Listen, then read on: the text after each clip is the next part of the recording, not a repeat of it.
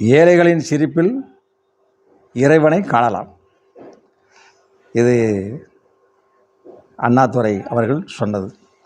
தற்பொழுது 1 கோடி ரூபாய் மதிப்பில் உல்லாச சொகுசு பஸ்ஸில் ஏழை மகன் விவசாயி வருகிறார்கள். சினிமா நடிகர், ஏழ்மை நிலையில் வாழ்ந்த குடும்பம், பிளாட்பாரத்தில் படுத்து தூங்கிய குடும்பம் சொகுசு காரில் தற்போது வருகிறார்கள். ஏழைகளை சந்திப்பதற்காக வருகிறார்கள். உங்களை பார்த்து மகிழ்ச்சி அடைவதற்காக வருகிறார்கள். நீங்கள் அவர்களை பார்த்து மகிழ்ச்சி கொள்ள வேண்டும்.